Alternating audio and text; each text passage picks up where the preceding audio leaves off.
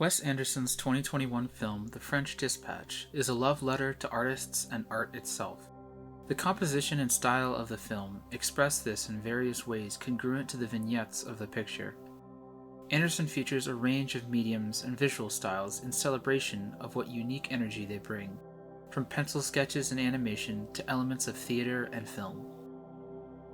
The film's repeated phrase, "just try to make it sound like you wrote it that way on purpose," serves as an encouragement to creators that there is reward in leaning into your unique creative sensibilities, because even if you lack confidence, how your art is received defines your works more than how you ever meant them to be perceived, so you might as well stand out. This thematic thread is present in each of the written works that the editor, Arthur Howitzer Jr., reads through in the voice of each respective writer. The first story, The Concrete Masterpiece, under the Arts and Artists section, engages this topic in perhaps the most direct way.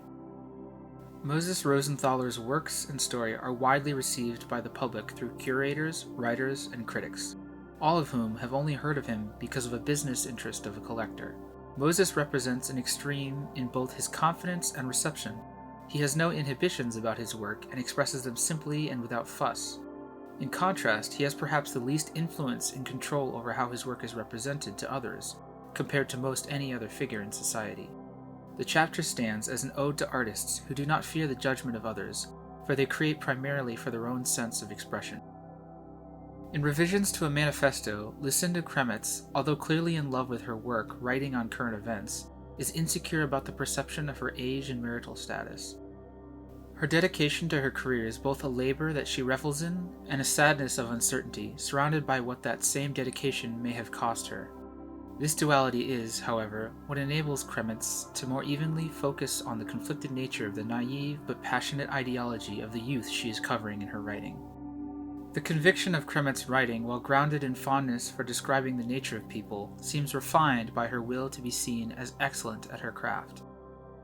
Lastly, Roebuck Wright's piece is highlighted by two characters wanting to be seen for their work rather than the social narrative of their identity. Wright's focus on food elucidates his desire to find neutral ways to connect with people's stories and his readers. Wright and Nescafar, whom his piece covers, are defined by others socially as outsiders, or as Wright puts it, foreigners.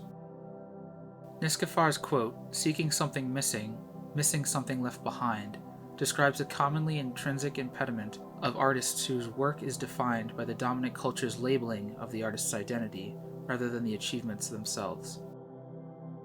This is highlighted when the editor wishes to include the page with Wright and Nescafar talking about their experience as foreigners, and Wright disagrees. He would rather highlight his writing and the cook's devotion. The French Dispatch's embrace of different creator-audience dynamics emphasizes the importance of expression that is genuine and organic, as that is what tends to last in people's minds, even if mostly subconsciously. For the sake of the viewer, making it sound written on purpose hides that which may get in the way of honest communication. There is no need to give more than what you are, or as Sazerac puts it, all great beauties withhold their deepest secrets.